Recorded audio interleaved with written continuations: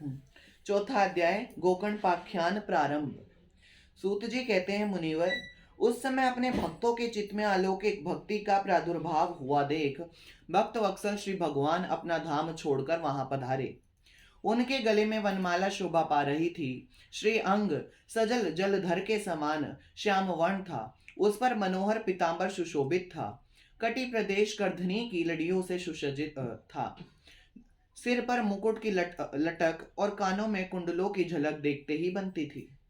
वे त्रिभंग ललित भाव से खड़े हुए चित्त को चुराए लेते थे। वक्षस्थल पर कौस्तुभमनी धमक रही थी। सारा श्रीअंग हरिचंदन से चर्चित था। उस रूप की शोभा क्या कहें। उसने तो मानो करोड़ों कामदेवों की रूप माधुरी छीन ली थी। वे परम आनंद चिंत मूर्ति मधुर राति मधुर मुरलीधर ऐसी अनुपम छवि से अपने भक्तों के निर्मल चित्तों में आविर्भूत हुए। भगवान के नित्य लोक निवासी लीला परिकर उद्धवादी वहां गुप्त रूप से उस कथा को सुनने के लिए आए हुए थे। प्रभु के प्रकट होते ही चारों ओर जय हो की ध्वनि होने लगी। उस समय भक्ति रस का अद्भुत प्रवाह चला। बार बार अबीर गुलाल और पुष्पों की वर्षा तथा शंख ध्वनि होने लगी। उस सभा में जो लोग बैठे थे उन्हें अपने देह गे और आत्मा की भी कोई सुद्धि ना रही। उनकी ऐसी तन्मयता देखकर नारद जी कहने लगे, मुनीश्वरगण, आज सप्ताह श्रवण की मैंने यह बड़ी ही अलौकिक महिमा देखी। यहाँ तो जो बड़े मूर्ख दुष्ट और पशु पक्षी भी हैं वे सभी अत्यंत निष्पाप हो गए हैं। अतः इसमें संदेह नहीं कि कली काल में चित्त की शुद्धि के लिए इस भागवत कथा के समान मर्त्य लोक में पाप पुंजे का नाश करने वाला कोई दूसरा पवित्र साधन नहीं है। मुनिवर, आप लोग बड़े कृपालु हैं। आपने संसार के कल्याण का विचार करके यह बिल्कुल निराला ही मार्ग निकाला है। आप कृपया यह तो बताइए कि इस कथारूप सप्ताह यज्ञ के द्वारा संसार में कौन कौन लोग पवित्र हो जाते हैं। सनकादि ने कहा, जो लोग सदा तरह तरह के पाप किया करते हैं, निरंतर दुराचार में ही तत्पर रहते हैं और उल्टे मार्गों से चलते हैं, तथा जो क्रोध अग्नि से जलते रहने वाले कुटिल और काम परायण हैं, वे सभी इस कलयुग में सप्ताह यज्ञ से पवित्र हो जाते हैं। जो सत्य से च्युत, माता पिता की निंदा करने वाले, तृष्णा के मारे व्याकुल, आश्रम धर्म से रहित, दंभी, दूसरों की उन्नति देखकर कूड़ने वाले और दूसरों को दुख देने वाले हैं, वे भी कलयुग में सप्ताह यज्ञ से पवित्र हो जाते हैं। जो मदिरापान, ब्रह्महत्या, सुवर्ण की चोरी, गुरु स्त्रीगमन और विश्वासघात ये 5 महापाप करने वाले, छल छंचपरायण, क्रूर, पिशाचों के समान निर्दयी, ब्राह्मणों के धन से पुष्ट होने वाले और व्यभिचारी हैं, वे भी कलयुग में सप्ताह यज्ञ से पवित्र हो जाते हैं। जो दुष्ट आग्रह पूर्वक सर्वदा मन, वाणी या शरीर से पाप करते रहते हैं, दूसरे के धन से ही पुष्ट होते हैं तथा मलिन मन और दुष्ट हृदय वाले हैं, वे भी कलयुग में सप्ताह यज्ञ से पवित्र हो जाते हैं। नारद जी, जब अब हम तुम्हें इस विषय में एक प्राचीन इतिहास सुनाते हैं। उसके सुनने से ही सब पाप नष्ट हो जाते हैं। पूर्व काल में तुंगभद्रा नदी के तट पर एक अनुपम नगर बसा हुआ था। वहां सभी वर्णों के लोग अपने अपने धर्मों का आचरण करते हुए सत्य और सत्कर्मों में तत्पर रहते थे।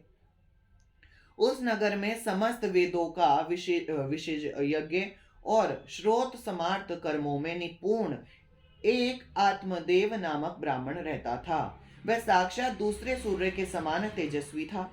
वह धनी होने पर भी भिक्षाजीवी था। उसकी प्यारी पत्नी धुंधली, कुलीन एवं सुंदरी होने पर भी सदा अपनी बात पर अड़ जाने वाली थी।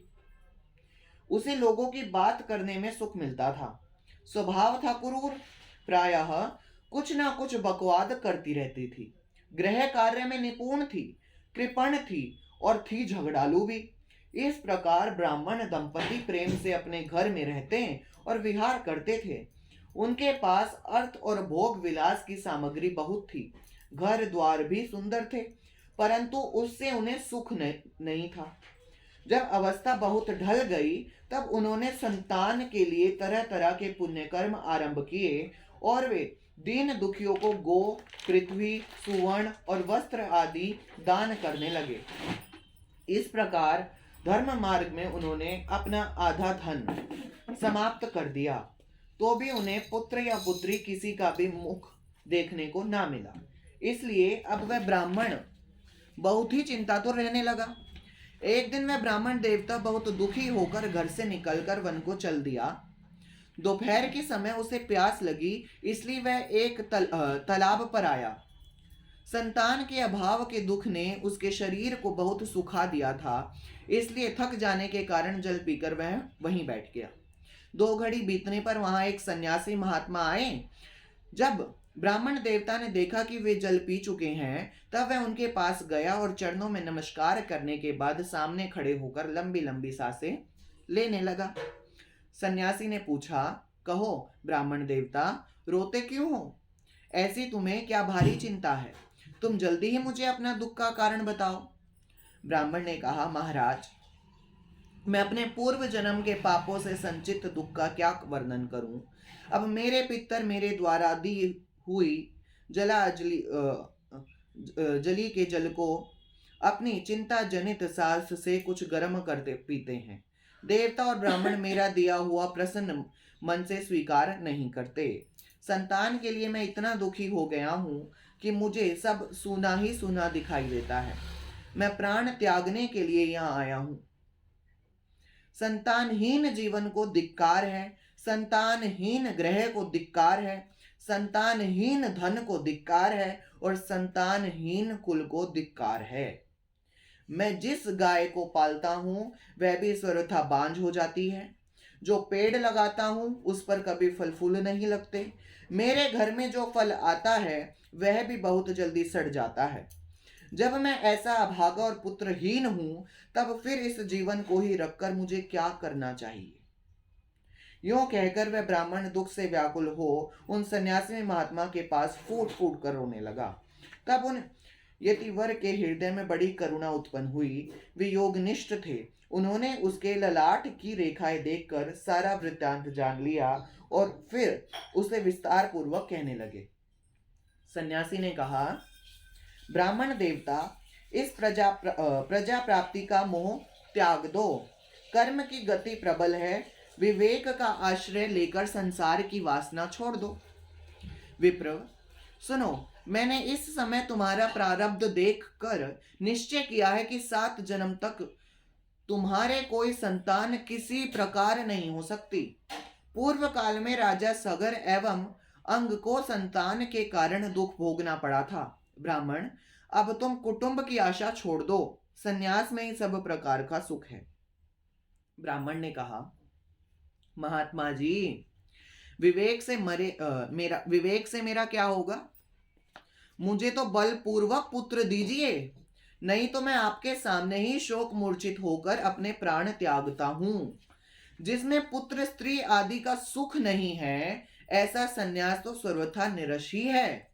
लोक में सरस तो पुत्र पौत्र आदि से भरा पूरा गृहस्थाश्रम ही है। ब्राह्मण का ऐसा आग्रह देखकर उन तपोधन ने कहा, विधाता के लेख को मिटाने का हठ करने से राजा चित्रकेतु को बड़ा कष्ट उठाना पड़ा था। इसलिए दैव जिसके उद्योग को कुचल देता है, उस पुरुष के समान तुम्हें भी पुत्र से सुख नहीं मिल सकेगा। तुमने तो बड़ा हठ पकड़ रखा है और अर्थी के रूप में तुम मेरे सामने उपस्थित हो। ऐसी दशा में मैं तुमसे क्या कहूं? जब महात्मा जी ने देखा कि ये किसी प्रकार अपना आग्रह नहीं छोड़ता, तब उन्होंने उसे एक फल देकर कहा, इसे तुम अपनी पत्नी को खिला देना, इससे उसके एक पुत्र होगा। तुम्हारी स्त्री को 1 साल तक सत्य, सोच, दया, दान और एक समय ही अन्न खाने का नियम रखना चाहिए। यदि वह ऐसा करेगी तो बालक बहुत शुद्ध स्वभाव वाला होगा। यूं कहकर वे योगीराज चले गए और ब्राह्मण अपने घर लौट आया। वहां आकर उसने वह फल अपनी स्त्री के हाथ में दे दिया और स्वयं कहीं चला गया। उसकी स्त्री तो कुटिल स्वभाव की थी ही। वह रो रो कर अपनी सखी से कहने लगी, सखी, मुझे तो बड़ी चिंता हो गई। मैं तो यह फल नहीं खाऊंगी। फल खाने से गर्भ रहेगा और गर्भ से पेट बढ़ जाएगा, फिर कुछ खाया पिया जाएगा नहीं। इससे मेरी शक्ति क्षीण हो जाएगी। तब बता, घर का धंधा कैसे होगा? और दैववश यदि कहीं गांव में डाकुओं का आक्रमण हो गया तो गर्भिणी स्त्री कैसे भागेगी? यदि सुखदेव जी की तरह ये गर्भ अगर सुखदेव जी की तरह ये गर्भ भी पेट में ही रह गया तो इसे बाहर कैसे निकाला जाएगा? और कहीं प्रसव काल के समय वह टेढ़ा हो गया तो फिर प्राणों से ही हाथ धोना पड़ेगा। यूं भी प्रसव के समय बड़ी भयंकर पीड़ा होती है। मैं सुकुमारी भला यह सब कैसे सह सकूंगी? मैं जब दुर्लभ पड़ जाऊंगी तब नंद रानी आकर घर का सारा माल मता समेट ले जाएगी और मुझसे तो सत्य शौचादि नियमों का पालन होना भी कठिन ही जान पड़ता है। जो स्त्री बच्चा जनती है उसे उस बच्चे के लालन पालने में भी बड़ा कष्ट होता है। मेरे विचार से तो वन्यथा या विधवा स्त्री ही सुखी है। मन में ऐसी ही तरह तरह की कुतर्क उठने से उसने वह फल नहीं खाया और जब उसके पति ने पूछा, फल खा लिया? तब उसने कह दिया, हाँ खा लिया। एक दिन उसकी बहन अपने आप ही उसके घर आई। तब उसने अपनी बहन को सारा वृतांत सुनाकर कहा कि मेरे मन में इसकी बड़ी चिंता है। मैं इस दुख के कारण दिनों दिन दुबली हो रही हूँ। बहन, मैं क्या करूं? बहन ने कहा, मेरे पेट में बच्चा है, प्रसव होने पर मैं वह बालक तुम्हें दे दूंगी। तब तक तू गर्भवती के समान घर में गुप्त रूप से सुख से रह। तू मेरे पति को कुछ धन दे देगी तो वे मुझे अपना बालक दे देंगे। हम ऐसी युक्ति करेंगी कि जिसमें सब लोग यही कहे कि इसका बालक 6 महीने होकर मर गया, 6 महीने का होकर मर गया, और मैं नित्य प्रति तेरे घर आकर उस बालक का पालन पोषण करती रहूंगी। तो इस समय इसकी जांच करने के लिए यह फल गो को खिला दे, मतलब गाय को खिला दे। ब्राह्मणी ने स्त्री स्वभाववश जो जो उसकी बहन ने कहा था वैसे ही सब किया। इसके पश्चात समय अनुसार जब उस स्त्री के पुत्र हुआ तब उसके पिता ने चुपचाप लाकर उसे धुंधली को दे दिया और उसने आत्मदेव को सूचना दे दी कि मेरे सुखपूर्वक बालक हो गया है। इस प्रकार आत्मदेव के पुत्र हुआ सुनकर सब लोगों को बड़ा आनंद हुआ। ब्राह्मण ने उसका जातकर्म संस्कार करके ब्राह्मणों को दान दिया और उसके द्वार पर गाना बजाना तथा अनेक प्रकार के मांगलिक कृत्य होने लगे। धुंधली ने अपने पति से कहा, मेरे सतनों में तो दूध ही नहीं है, फिर गो आदि किसी अन्य जीव के दूध से मैं इस बालक का किस प्रकार पालन करूंगी? मेरी बहन के अभी अभी बालक हुआ था, वह मर गया है। उसे बुलाकर अपने यहाँ रख ले तो वह आपके इस बच्चे का पालन पोषण कर लेगी। तब पुत्र की रक्षा के लिए आत्मदेव ने वैसा ही किया तथा माता धुंधली ने उस बालक का नाम धुंधुकारी रखा। इसके बाद 3 महीने बीतने पर उस गो के भी एक मनुष्यकार बच्चा हुआ। जिस गाय को उसने फल खिला दिया था उसको भी एक मनुष्य जैसा बच्चा हुआ। वह सर्वांग सुंदर, दिव्य, निर्मल तथा सुवर्ण की सी कांति वाला। उसे देखकर ब्राह्मण देवता को बड़ा आनंद हुआ और उन्होंने स्वयं ही उसके सब संस्कार किए। इस समाचार से और सब लोगों को भी बड़ा आश्चर्य हुआ और वे बालक को देखने के लिए आए तथा आपस में कहने लगे, देखो भाई, अब आत्मादेव का कैसा भाग्य उदय हुआ है। कैसे आश्चर्य की बात है कि गो के भी ऐसा दिव्य रूप बालक उत्पन्न हुआ है। दैव योग से इस गुप्त रहस्य का किसी को भी पता न लगा। आत्मदेव ने उस बालक के गो के से कान देखकर उसका नाम गोकर्ण रखा। कुछ काल बीतने पर वे दोनों बालक जवान हो गए। उनमें गोकर्ण तो बड़ा पंडित और ज्ञानी हुआ किंतु धुंधुकारी बड़ा ही दुष्ट निकला। गोकर्ण वो था जो गाय से हुआ, और धुंधुकारी जो मतलब धुंधली की बहन का बेटा था।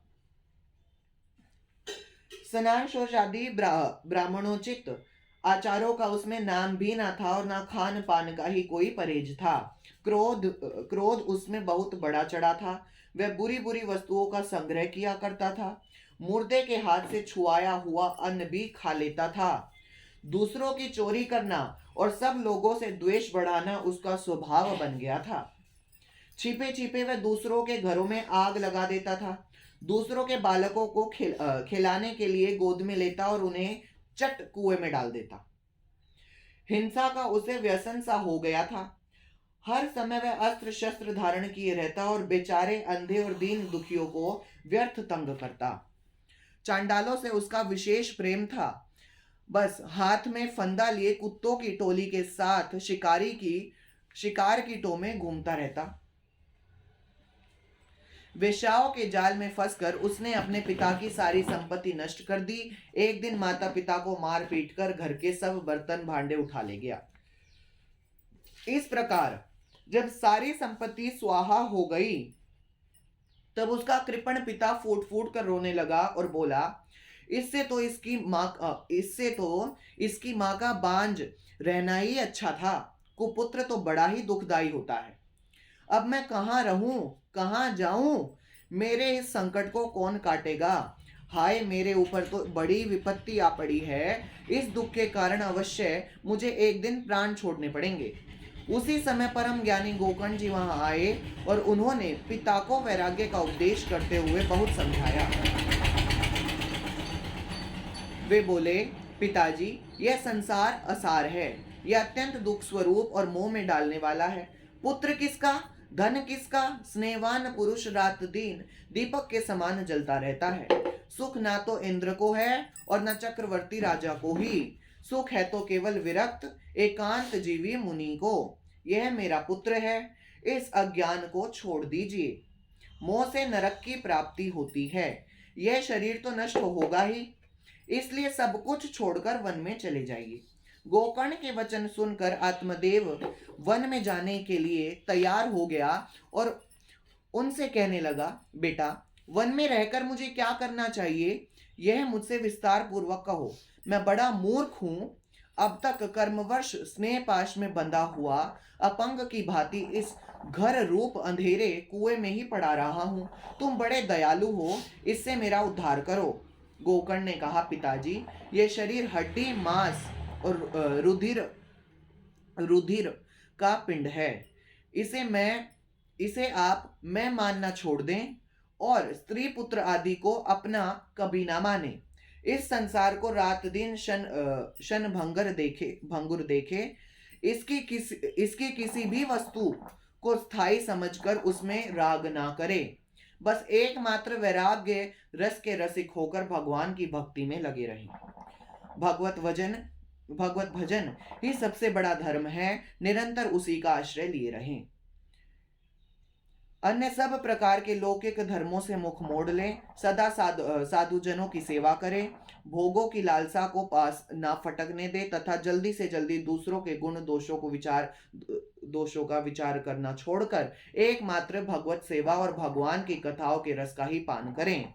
इस प्रकार पुत्र की वाणी से प्रभावित होकर आत्मदेव ने घर छोड़ दिया और वन की यात्रा की। यद्यपि उसकी आयु उस समय 60 वर्ष की हो चुकी थी, फिर भी बुद्धि में पूरी दृढ़ता थी। वहां रात दिन भगवान की सेवा पूजा करने से और नियम पूर्वक भागवत के दशम स्कंद का पाठ करने से उसने भगवान श्री कृष्ण चंद्र को प्राप्त कर लिया।